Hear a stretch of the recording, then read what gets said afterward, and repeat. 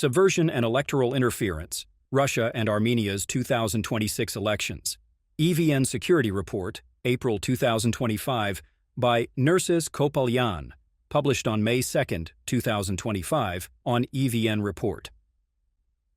In the aftermath of the 2020 Karabakh War, successive shocks to Armenia's security environment have fostered a more complex and multifaceted societal understanding of the various levels of threats confronting the country. While physical security dominated thinking from 2020 to 2023, congruent hybrid attacks, information warfare, and kinetic diplomacy have exposed Armenian society to a conceptualization of security that goes over and beyond physical security. Indeed, physical security remains the dominant priority of any vulnerable society. But for Armenia, the variables shaping its security configuration slowly shifted after 2023. Shocks to its system, either through hybrid operations or long-term information warfare, have become just as acute as physical threats. In the domain of physical security, Azerbaijan remains the singular culprit. In the domain of hybrid operations and long-term information warfare, Russia poses the most acute threat. Almost the entirety of Armenia's resources, and for understandable reasons, have been applied to the former. But since 2024, Armenia has slowly been concentrating on the latter, and with the pending parliamentary elections in 2026, greater attempts at shocking and destabilizing Armenia's system of governance and its socio-institutional functions will come from Russia. Considering Russia's expansive toolkit in such operations, and noting the vulnerabilities of small post-Soviet states that are transitional democracies, elections provide fertile ground for Russia to maximize its destabilization operations.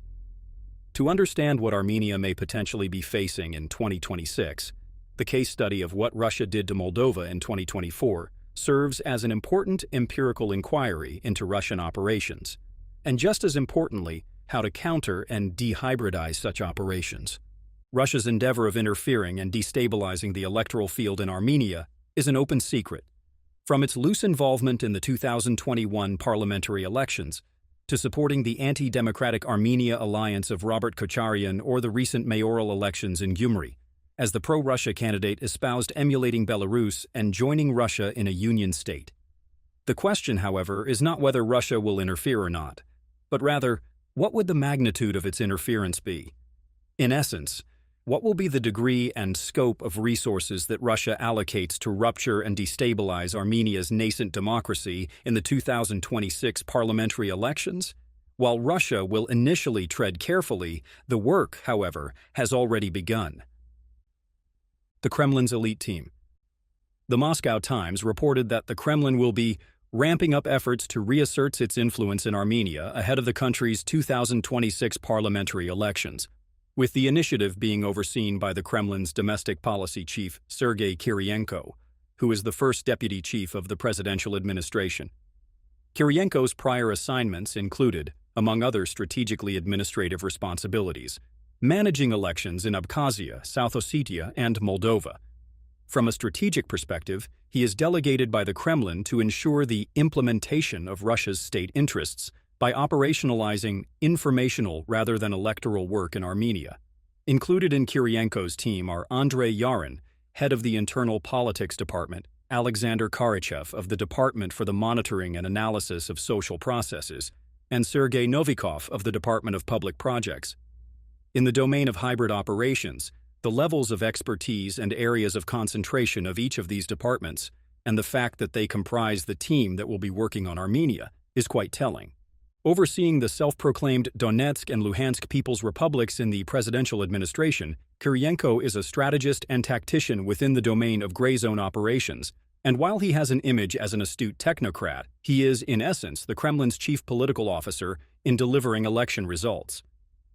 In Kiriyenko's Internal Politics Department, UVP, Andrei Yarin, with close ties to the security apparatus, especially the FSB, is responsible for developing strategic plans and influencing electoral processes, whether plebiscites or election campaigns. Heading the Department for Monitoring and Analysis of Social Processes, which is a euphemism for ensuring that the electoral agenda of the State Council is implemented, is Kiriyenko's confidant, Alexander Karachev, whose primary responsibility is to organize election campaigns for pro-Kremlin candidates and support the development of ideological doctrines that can be operationalized to meet such objectives. Karachev, under Kirienko's tutelage, oversaw Russia's 2018 presidential elections, the 2020 constitutional referendum, the 2021 Duma elections, numerous gubernatorial campaigns, and the referendums in Luhansk and Donetsk. Needless to say, the results were consistent with the expectations of the Kremlin. Moscow, in no uncertain terms, has assigned its elite team to influence, destabilize, and affect the 2026 parliamentary elections in Armenia. And its weapon of choice will be the concept of corporate mobilization, which Kirienko introduced in 2018. Corporate mobilization is the mechanism of both directly and indirectly mobilizing employees of businesses, companies, and large corporations to vote according to the expressed or implied interests of their employers.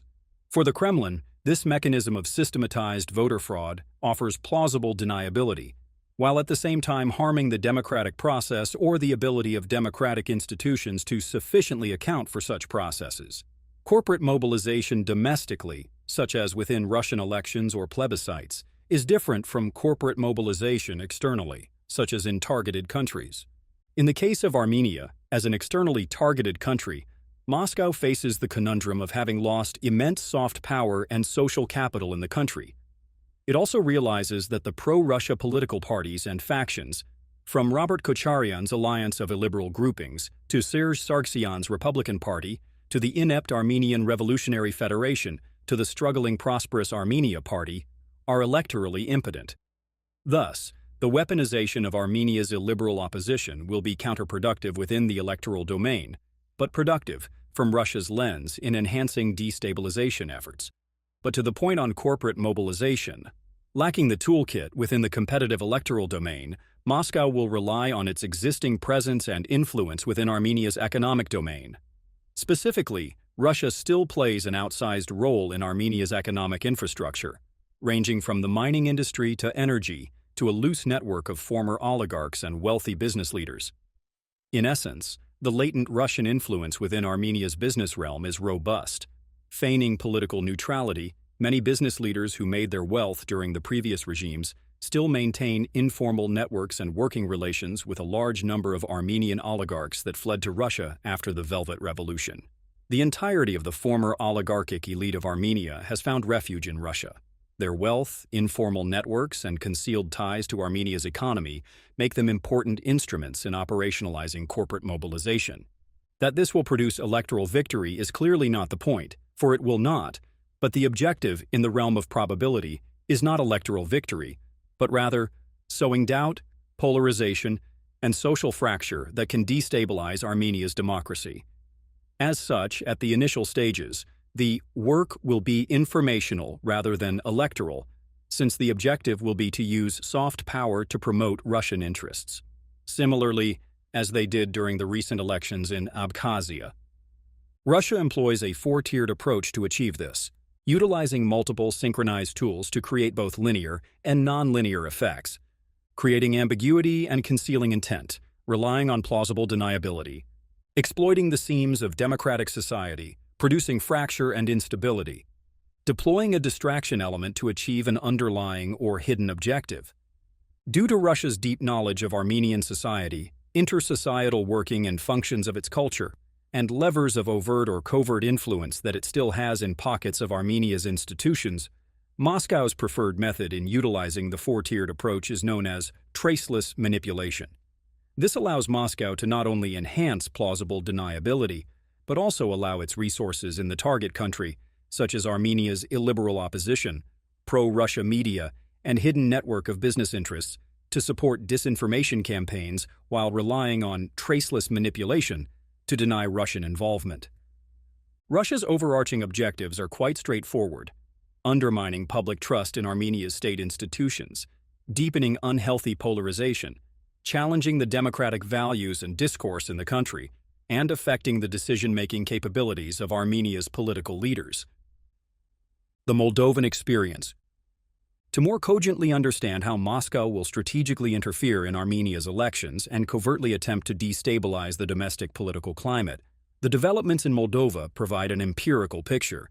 In 2023, Russia's interference in Moldova's local elections was quite telling, as the fusion of Russian-backed parties, disinformation campaigns, criminal subculture, illicit funding, and subversive vote-buying looked quite similar to the recent Gyumri elections in Armenia.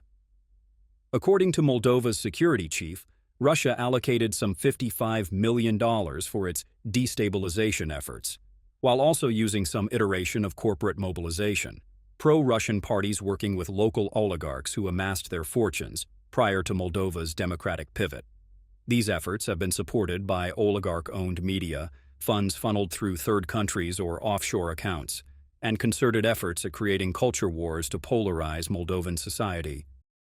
A cursory observation of how Armenia's illiberal opposition, its media networks, and the discourse that they have engaged in clearly demonstrate parallels to the hybrid operations that Moldova has been subjected to.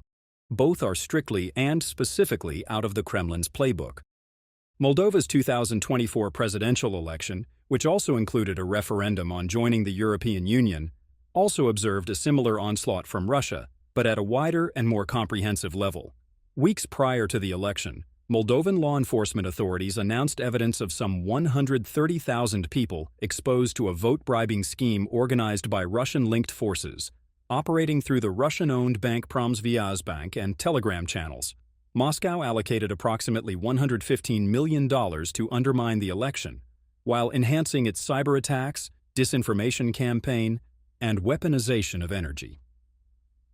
Hybrid attacks ranged from operations targeting public institutions that provided critical services to transportation infrastructure to the airport in Chisinau.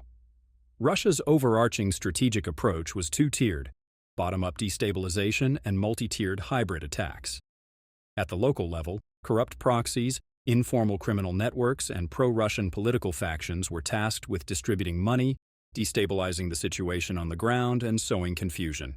At the macro level, opaque financing, massive mobilization of cyber and information capabilities, and direct hybrid attacks against state institutions led Moldova's deputy prime minister to declare, "We are seeing the classical hybrid toolbox Russia uses to influence elections, but the magnitude is really unprecedented." The head of the European operations at the German Marshall Fund's Alliance for Securing Democracy noted that what was being seen in Moldova was extraordinary. It's remarkable. The intensity, the extensity, the scale, the diversity of narratives, the amount of proxies were beyond what had been previously observed in Russian interference operations. That Russia did not get the electoral results it had sought is besides the point. They continued to lay the foundational basis of developing and strengthening the efficacy of their hybrid operations against Moldova.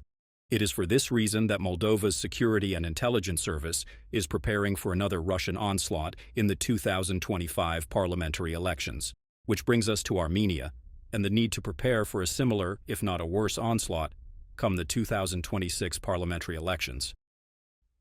Armenia preparing for the Russian storm. Armenia holds significantly greater strategic importance for Russia than Moldova. Moscow has deeper vested interests, a stronger network of internal operatives, and is far better positioned to launch a large-scale interference campaign in Armenia than it ever was in Moldova. But will it?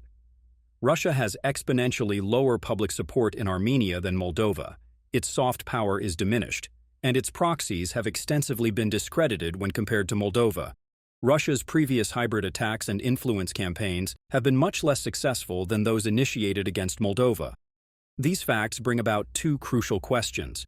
How comprehensive and aggressive will Russia's campaign be against Armenia, and will Armenia's resilience capabilities prove equal to or greater than those of Moldova? After 3 years of experience, Armenia has learned that Russia's overarching hybrid strategy will revolve around 6 operational tools: information manipulation, civil society subversion, malign finance, cyber attacks, economic coercion, and kinetic operations. While Armenia's institutions did not undergo lustration, relevant departments within state institutions have methodically undergone important personnel changes. The structures of Armenia's National Security Service, Ministry of Defense, Ministry of Interior, and Foreign Intelligence Service are very different now than they were several years ago. Russia's levers have not, by any means, been alleviated, but they have, to an extraordinary extent, been diminished. The Ministry of Foreign Affairs has completely decoupled from any Russian influence or pockets of institutional sabotage. Armenia's civil society remains much more resilient, organized, and cognizant of the Russian threat than most other post-Soviet states facing Russian hybrid attacks.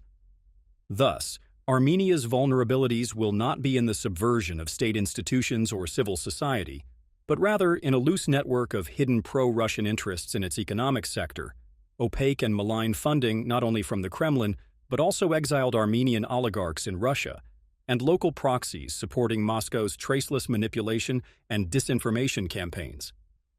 As Armenia continues to enhance its resilience capabilities, it will need to reach out to its international partners, much like Moldova did, in receiving cyber and technical assistance to counter the incoming Russian onslaught. Further, private sector groups not only domestically but also from Europe and the United States, with specific experience in countering hybrid attack and influence operations, can be instrumental in helping Armenia enhance its whole-of-society approach to defend its electoral and democratic institutions.